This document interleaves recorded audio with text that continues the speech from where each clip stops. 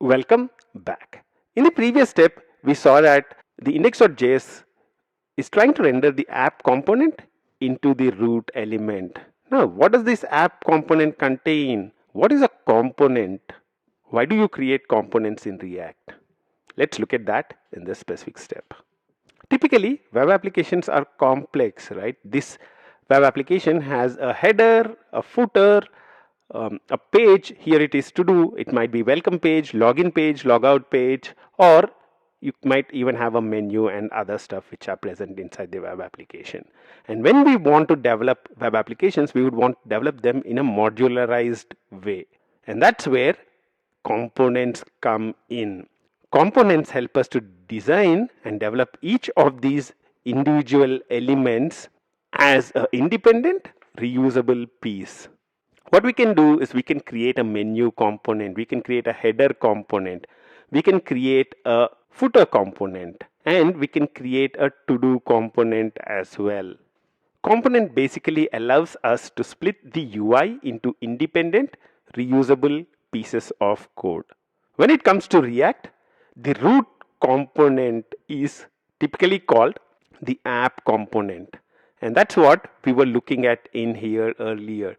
So inside the source, you have the app.js, which is kind of the root component because this is the first one which we are loading into the root element.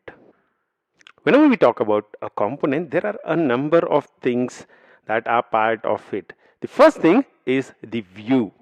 Over here, we are saying this is how the div should be structured. We said we should have text called my hello world inside.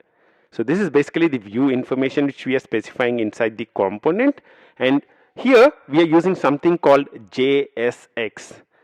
JSX is an extension of JavaScript.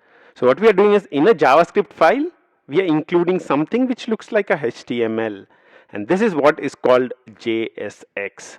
Instead of JSX, you can also write JavaScript code to do exactly the same thing. So inside a component, we have a view which can either be written using JSX or JavaScript. We will have logic. A component might have buttons, might have input boxes, check boxes, a lot of form elements and stuff like that.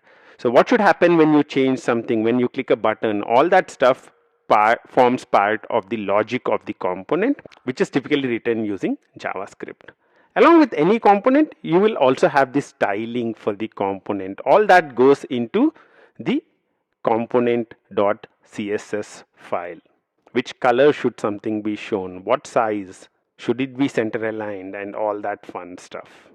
The other two important things about a component are something called state and props. We'll talk about this extensively when we develop our next examples. We'll develop a counter example and also to-do application, and we will see how state and props play a very important role as part of your component. So until now, we learned that a React application is built as a group of components. Each of these components is independent and reusable on its own. The other thing which we have learned is each of these components contain a view, a little bit of JavaScript logic, styling, and also a couple of things called state and properties. In the subsequent steps, we would start playing with each one of these. Until the next step, bye-bye.